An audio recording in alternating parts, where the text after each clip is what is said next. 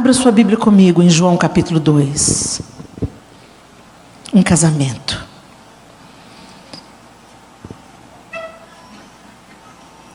A partir do verso 1, o texto diz assim: No terceiro dia, houve um casamento em Caná da Galileia. A mãe de Jesus estava ali. Jesus e seus discípulos também haviam sido convidados para o casamento. Tendo acabado o vinho, a mãe de Jesus lhe disse: Eles não têm mais vinho. Respondeu-lhe Jesus: Que temos nós em comum, mulher? A minha hora ainda não chegou. Sua mãe disse aos serviçais: Façam tudo o que ele mandar. Ali perto havia 6 potes de pedra, do tipo usado pelos judeus para as purificações cerimoniais. Em cada pote cabiam entre 80 e 120 litros. Disse Jesus aos serviçais: Encham os potes com água. E os encheram até a borda. Então lhes disse: Agora levem um pouco ao encarregado da festa. Eles assim fizeram. E o encarregado da festa provou a água que fora transformada em vinho, sem saber de onde este viera, embora o soubessem os serviçais que haviam tirado a água. Então chamou o noivo e disse: Todos servem primeiro o melhor vinho, e depois que os convidados já beberam bastante, o vinho inferior é servido. Mas você guardou o melhor até agora. Este sinal milagroso em Caná da Galileia foi o primeiro que Jesus realizou. Revelou assim a sua glória, e os seus discípulos creram nele. Eu queria que você escutasse uma canção comigo, atentamente. Vamos escutar. Nós temos que entender que o maior interessado no nosso casamento é Jesus. Casamento é um projeto que nasceu no coração de Deus, antes mesmo dele instituir a igreja. Ele institui a família através do casamento. Ele cria a mulher para o homem e une os dois, para que daí viesse a raça humana. O casamento, ele existe não apenas como um projeto de autossatisfação. O casamento existe para a glória de Deus e para a fundação da próxima geração de uma maneira estruturada e feliz.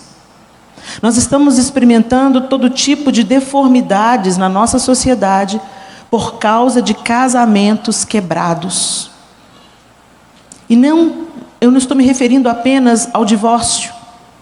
Eu estou me referindo também aos casamentos abusivos, aos maus tratos, às palavras que abusam, ao mau exemplo da masculinidade, uma masculinidade opressora e deformada, uma feminilidade que usurpa a autoridade masculina. Em nome de resolver problemas, nós estamos usurpando uma posição que não nos pertence.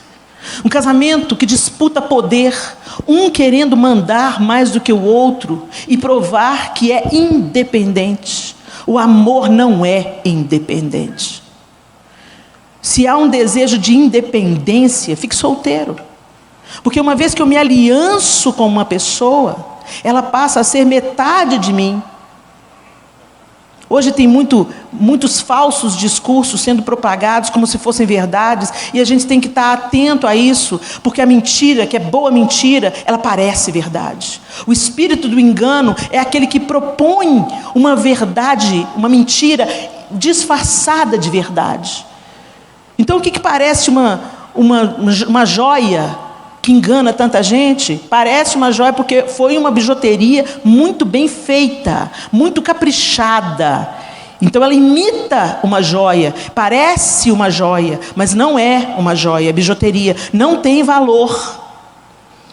E Satanás é o as da mentira, ele é o pai da mentira. E o especialista em apresentar para nós falsas propostas como se fossem verdadeiras, mas que estão a médio e longo prazo gerando uma deformidade nessa geração. Quando a gente lida com os problemas que a gente está lidando hoje, com a deformidade na sexualidade dos nossos jovens, com pessoas quebradas em todos os níveis, a gente vai olhar para papai e para mamãe e a gente entende tudo. Mulheres superpoderosas, homens opacos, omissos ou abusivos.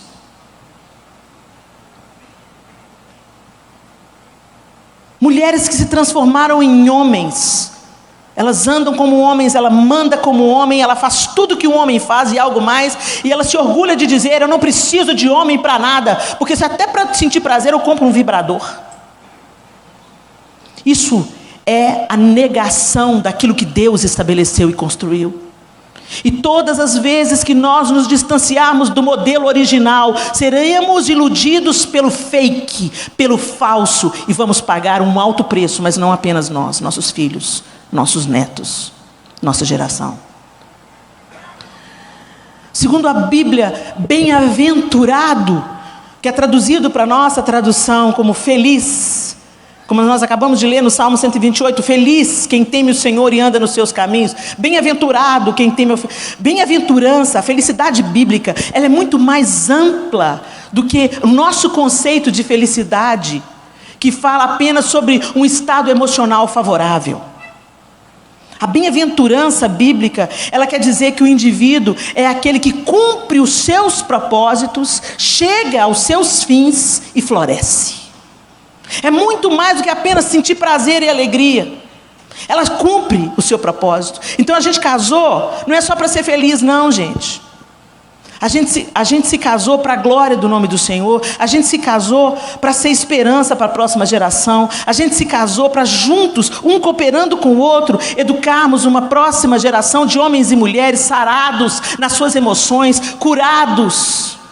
E tendo pai e mãe bem definidos. Meu pai, uma figura masculina. Como faz falta uma figura masculina dentro de casa. Não um cara que se impõe pelo autoritarismo, mas um cara que exerce autoridade. Autoritarismo e autoridade nos nossos dias foram colocados no mesmo patamar, mas definitivamente são coisas diferentes.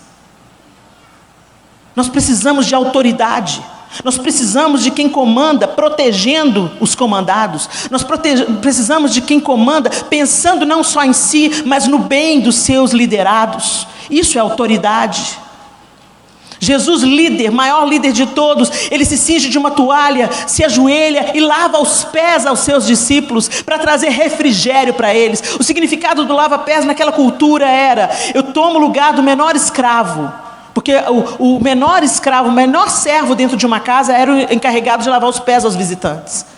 E isso era uma gentileza do anfitrião. Ele queria dizer que por andar naqueles caminhos poeirentos, normalmente de sandálias, que aqueles pés estavam sujos e os pés ficavam muito próximos à mesa, porque se assentavam sobre os pés para se assentarem à mesa. Então lavar os pés era uma maneira de trazer higiene, mas sobretudo trazer refrigério, trazer conforto.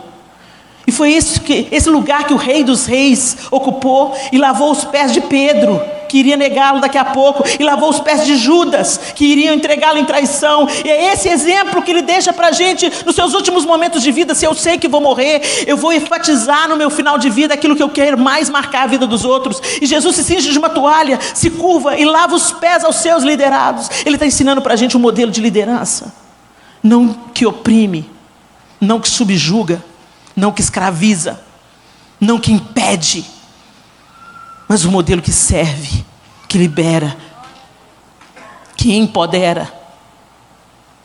Um marido que... Eu só estou aqui pregando porque eu tenho um marido que exerce uma liderança gentil.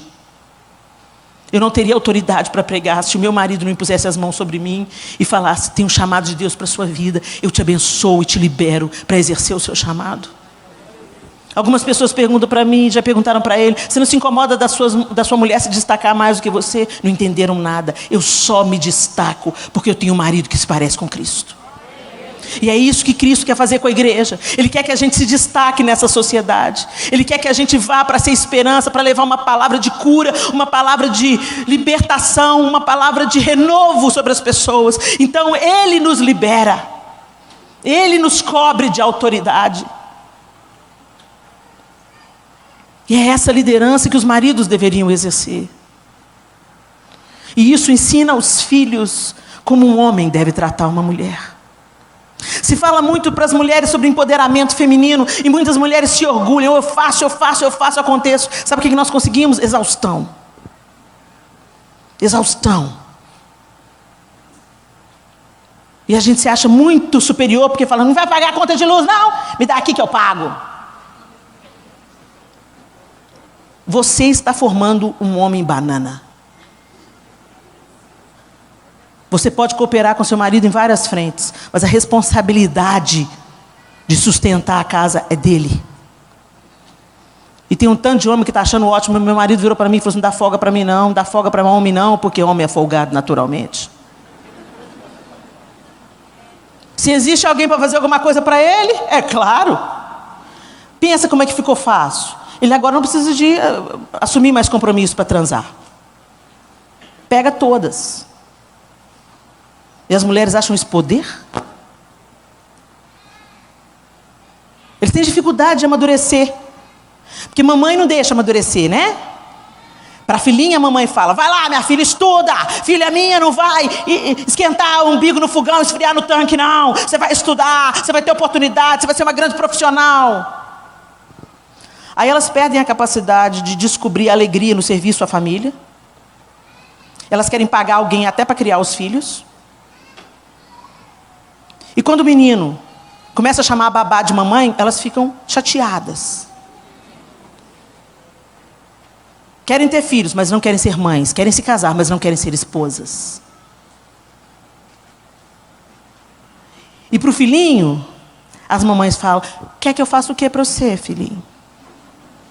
Os galalau estão amadurecendo com 45 anos de idade, segundo as últimas pesquisas. As meninas com 18 estão dirigindo, ingressaram na universidade, já estão pensando no mestrado. Os meninos: mãe, passei de fase no Candy Crush.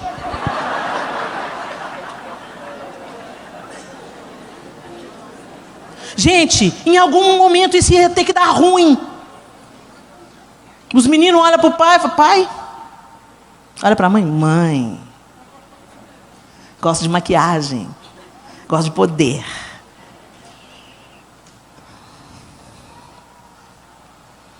É a mãe que apresenta a autoridade masculina para os filhos. O filho está aqui. Foi gerado aqui. Depois vem para o seio ser amamentado. Há um vínculo natural. O homem está de fora. Mas quem apresenta a autoridade masculina é a mãe. E quem corta esse excesso de maternidade no momento apropriado é o pai. Equilíbrio perfeito. Deus criou tudo certo. Não é para disputar poder, é para o homem ser homem e apreciar, liberar, adornar, embelezar, sustentar a sua mulher como se fosse a própria carne. É para a mulher ser mulher e nunca achar que é de segunda categoria ter o poder de exercer educação sobre a próxima geração. Quer empoderamento feminino maior que esse? Educar a próxima geração de homens? Mas precisa do papel masculino. Porque a gente é super protetora de natureza. A gente quer levar os filhinhos no colo até os 22 anos. E aí precisa de um homem para falar: não, deixa aí. Não, eu estou com medo. Não, ele vai trabalhar, vai de ônibus. Leva ele de carro, vai de ônibus. Precisa de um homem. Então Satanás propôs uma mesa bem legal. Falou para a mulher assim: muito abuso, né? Muita opressão, né? Você precisa de homem para nada, não. Vai lá, querida, conquista. Elas estão conquistando. Porque a mulher tem muita capacidade, gente. Foi Deus que deu. Mas não deu para a gente usurpar nada de ninguém. Deu para a gente influenciar, transformar. Quando tem uma mulher com o coração apodrecido, todo mundo ao redor sente. Onde tem uma mulher ferida, todo mundo ao redor sente. E onde tem uma mulher curada, todo mundo ao redor sente. Por isso que a palavra de Deus diz: a mulher sábia edifica a sua casa e a tola destrói. Ah, não, Helena, mais uma vez arrebentou a corda para a mulher. Que Deus injusto nada, porque Ele colocou o material em você para você influenciar para o bem ou para o mal. Se você não influenciar para o bem, para a vida, se você não apresentar autoridade paterna aos filhos, se você não for boa administradora das suas palavras, se você não educar a próxima geração e profetizar sobre ela, Satanás não vai desperdiçar mão de obra. Ele vai pegar você com o espírito de Jezabel e vai transformar você em uma mulher controladora, egoísta, mandona, autoritária. Agora você pode me odiar, mas não vai poder falar com o Senhor naquele grande dia que ninguém te avisou. Eu sou mulher e tenho um temperamento controlador e autoritário. É do meu temperamento. Eu sou sanguínea, hemorrágica, misturada com colérica. É por isso que Deus me colocou um homem bem parecido com Jesus para ser meu marido. Mas eu aprendi na prática a hora de calar minha boca, sair de cena e deixar o meu marido ser líder e entender que isso me protege, que isso protege os meus filhos e dá equilíbrio para as emoções dos nossos filhos. Eu experimentei isso na prática. A coisa começou a desandar lá em casa. Mas Deus interviu e tem intervido com grande misericórdia, mostrando que eu posso submeter o meu temperamento ao Espírito Santo. E que Ele pode pegar todo o meu temperamento e usar para a glória de Deus e não para a ruína da minha casa. Ele não vai me mudar. Ele não vai tirar de mim o temperamento. Precisava desses elementos aqui para eu ter coragem de subir aqui e falar para vocês o que eu tenho que falar. Mas ele vai ser dominado pelo Espírito para ser usado apenas para a glória de Deus e não para a ruína da minha casa. Então eu quero dar uma palavra para você, mulher. Deus te deu um poder de influência fantástico. Mas não deixe isso virar manipulação. Deus te deu criatividade, iniciativa, mas que isso não roube a autoridade e o lugar do seu marido no casamento. Deus te deu influência, então use para o bem, em nome de Jesus. Jesus foi convidado para o casamento, como nós ouvimos na música. Jesus foi convidado. Você convidou Jesus para o seu? Como nós temos vivido o cristianismo dentro do casamento? Quando você vai ouvir os casais em gabinete ou em aconselhamento, é um culpando o outro. Ah, mas porque fulano faz isso. É ele também não é aquilo. Ah, ela é isso, ela é aquilo. Igualzinho no Éden. Foi a mulher que só me deu. Ah, foi a serpente que me enganou. Sempre transferência de responsabilidade. E se tem uma coisa que o cristianismo faz conosco, é nos coloca a par da nossa própria miséria e necessidade de Deus. É por isso que é tão importante nós lutarmos para que o Evangelho seja preservado na sua essência. Porque hoje nós escutamos um Evangelho de manivela. Um Evangelho que empodera você. Você é dono do seu destino. Você é dono da sua vida. Você faz, você transforma. Você é o cara. Não é isso que a Bíblia diz não, gente. A Bíblia diz que todos pecaram e foram destituídos da glória de Deus. E que a nossa única esperança é nos voltarmos para Deus novamente e passarmos a viver para a glória dEle através do único caminho para isso, Jesus Cristo. Jesus nos salva do pecado, da miséria desse mundo e nos salva inclusive de nós mesmos. Do nosso egoísmo, da gente pensar só na gente. Da nossa egolatria. E quando a gente sente exatamente que nós precisamos de Deus, que sem o Senhor na equação a gente não vai dar conta, a gente se humilha. E a gente começa a ver qual é a parte nesse casamento que eu preciso de ser transformada. Precisou do Senhor me golpear na minha autossuficiência, no meu orgulho, para eu entender que todas as minhas boas intenções de criar filhos na presença do Senhor, levando os meninos para a igreja, discipulando os meninos na igreja, e eu me gabava de estar fazendo um ótimo trabalho. Aí a minha filha mais velha se desviou. Terrivelmente. Como o Senhor não desperdiça nada na nossa vida. Ele começou a me mostrar como eu me orgulhava do bom trabalho de mãe que eu estava fazendo. e me levou para o lugar da súplica, da oração e da absoluta dependência.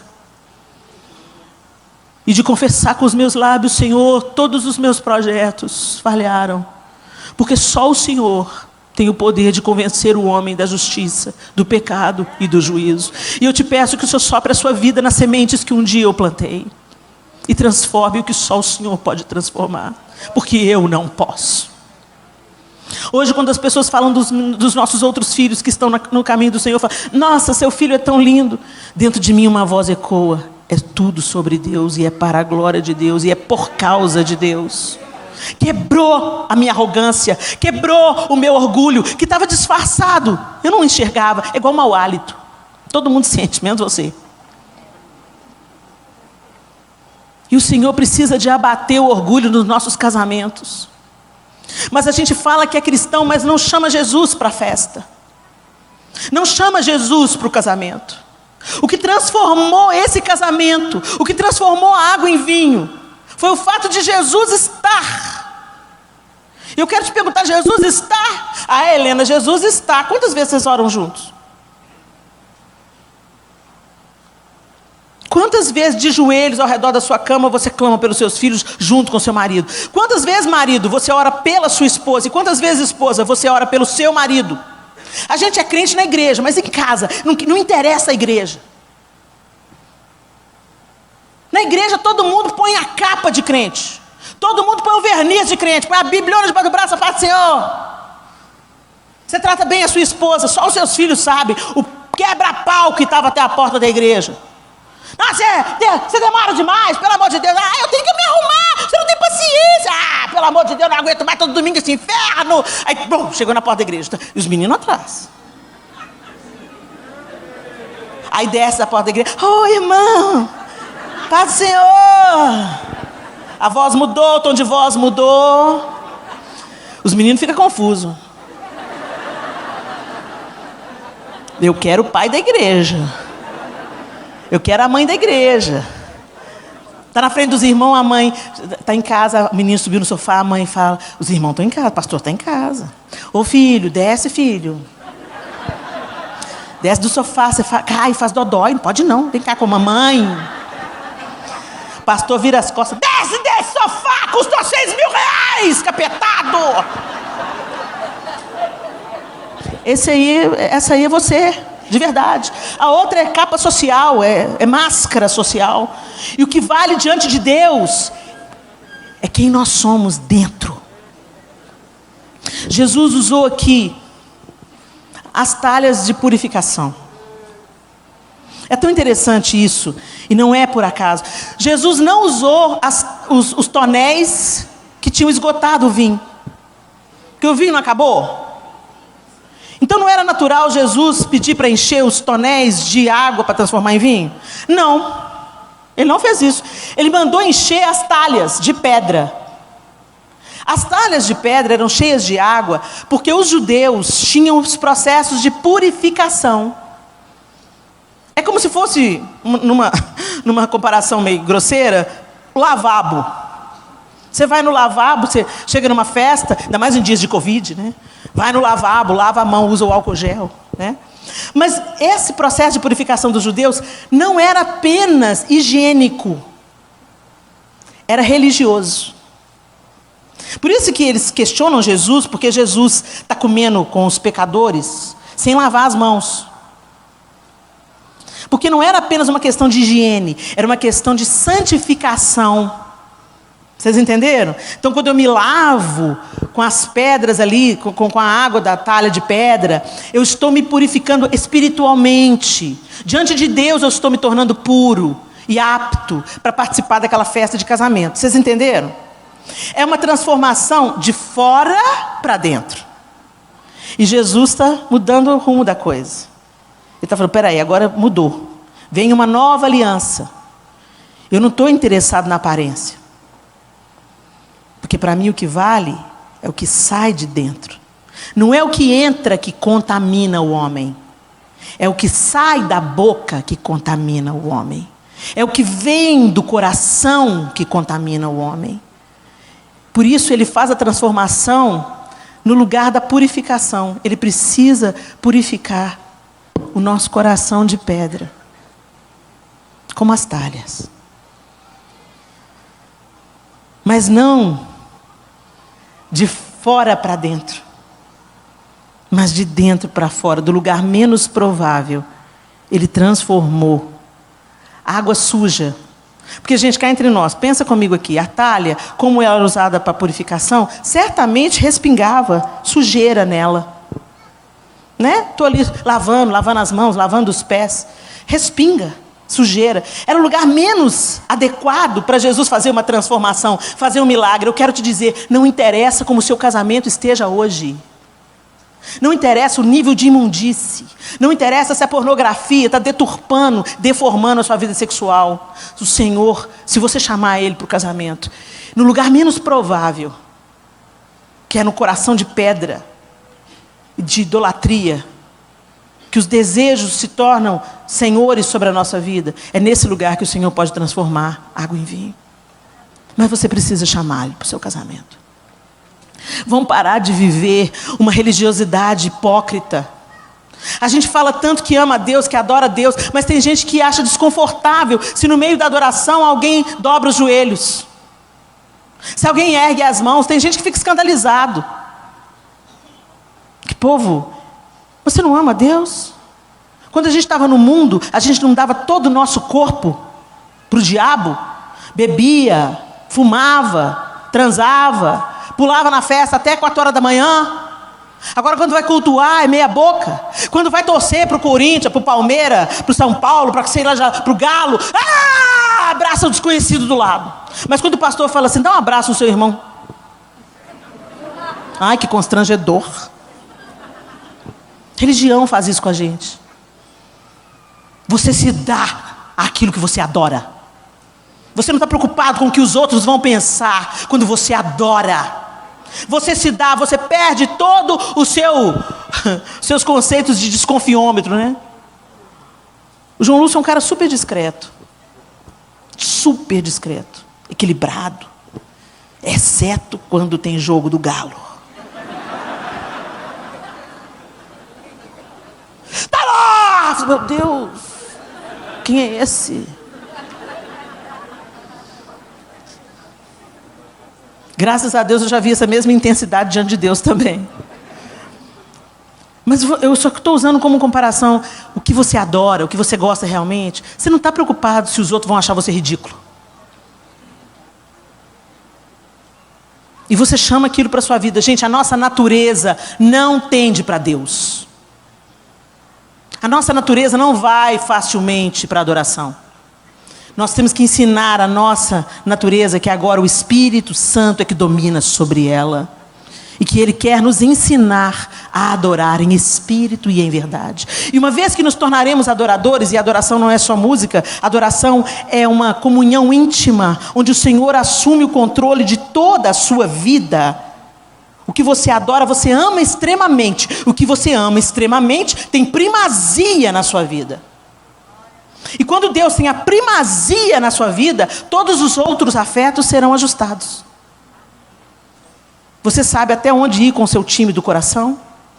Você sabe o tanto de tempo que você vai devotar à sua esposa? Você sabe o tanto de tempo que você vai devotar aos seus filhos?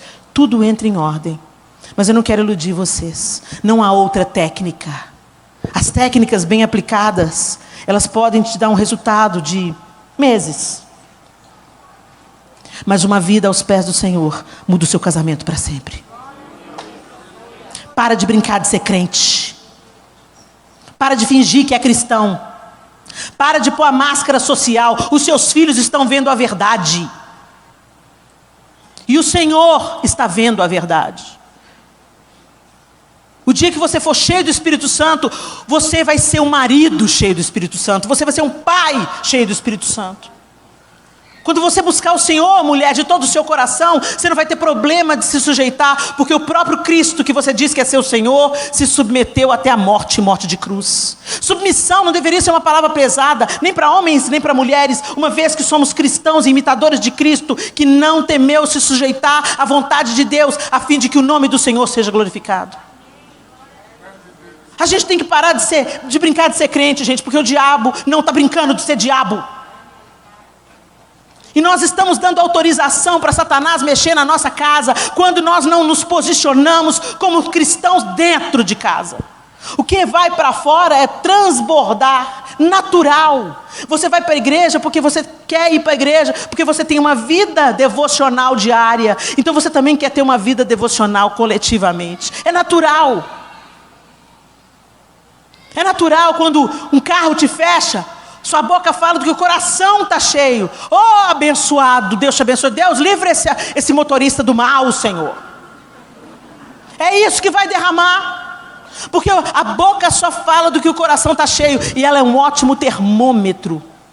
Eu me lembro uma vez que eu estava dirigindo e eu sinalizei para entrar à esquerda. E na hora que eu sinalizei para entrar à esquerda, o carro que vinha na contramão reduziu, piscou o farol, me concedendo virar à esquerda. Mas imediatamente eu lembrei que naquele dia eu tinha que pegar meus filhos na escola e o caminho era seguir em frente. E eu segui em frente. O cara da Kombi ficou irritado e abriu a janela e falou: "Ei, Dona Maria, cala a boca!" E atrás, Igreja Batista da Lagoinha.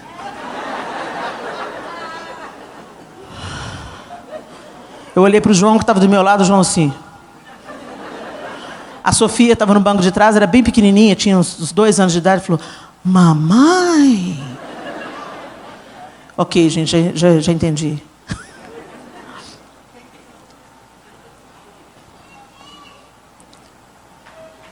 E aí eu vi como é que estava o meu coração. Eu falei: Senhor, por que eu mandei o homem calar a boca? Senhor, se o homem tivesse armado, se ele tivesse descido, vindo atrás de mim, se ele tivesse virado a Kombi, vindo atrás... Senhor, que responsabilidade. E o Senhor docemente me disse a verdade sobre mim. Você derramou daquilo que você está cheia. Quando te sacodem, quando a vida te sacode, só vem para fora o que está dentro. Casamentos foram desfeitos na pandemia. Por causa da pandemia? Não. Porque a pandemia sacudiu. E o egoísmo veio para fora. A ira veio para fora. A falta de compaixão veio para fora. O orgulho veio para fora.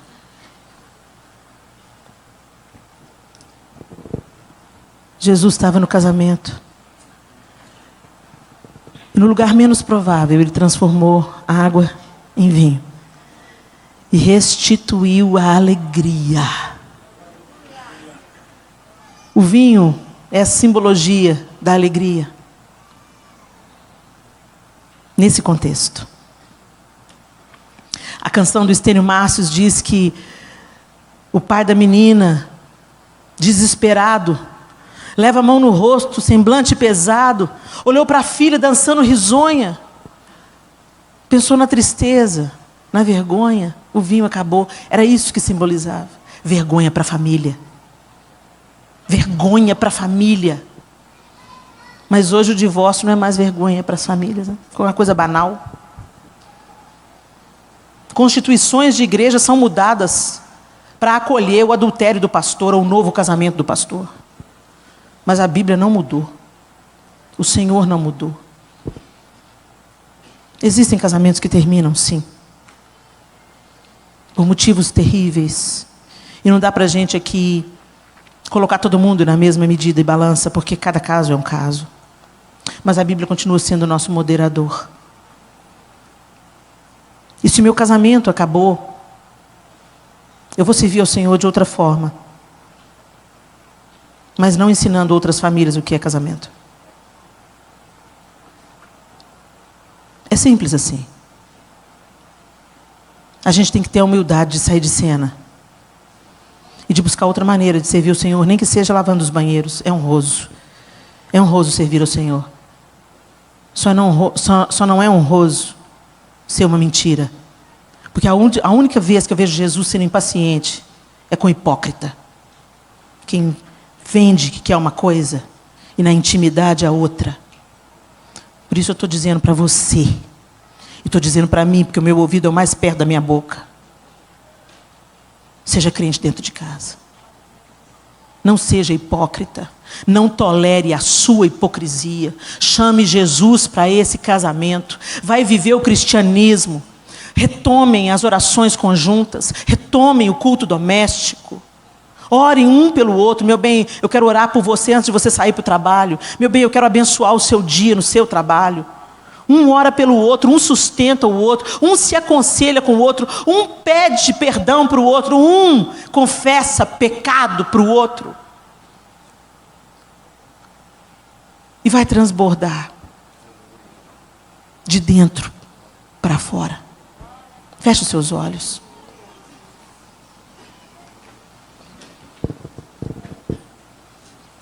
Que o nosso casamento hoje revele o grande casamento que está por vir.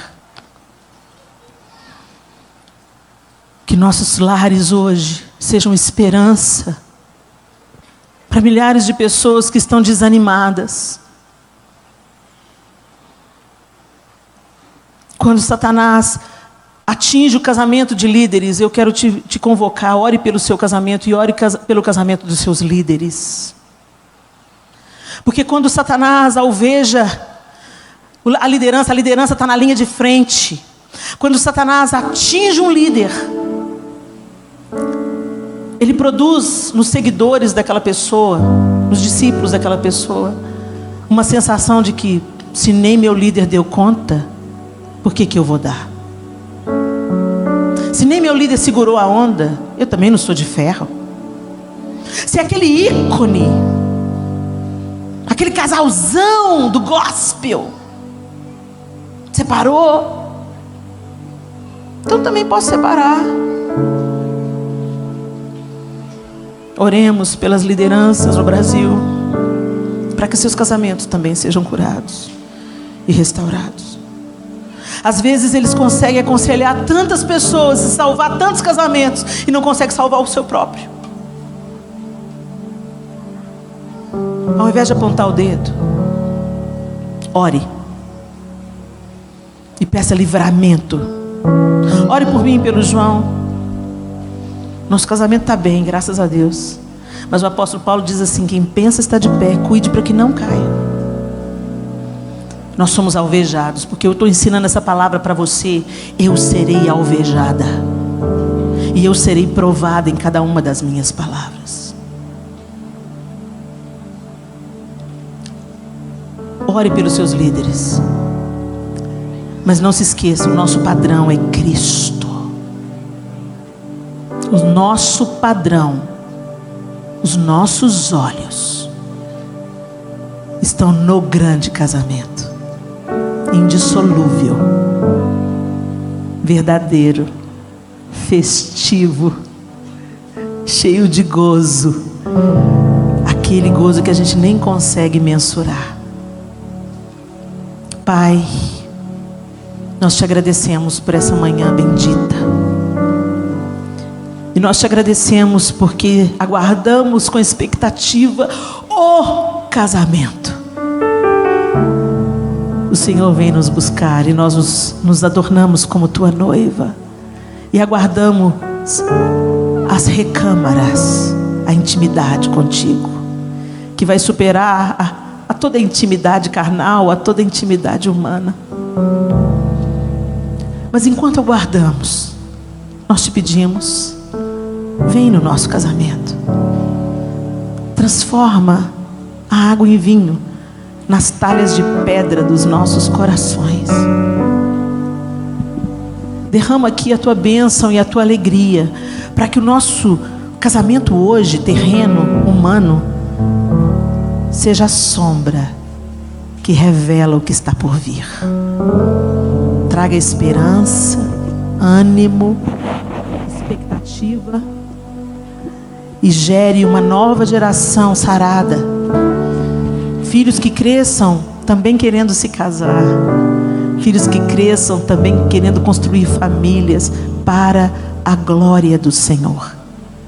Nós oramos agradecidos pela tua obra em nós e te pedimos que essa palavra, Espírito Santo de Deus, seja frutífera nos corações aqui.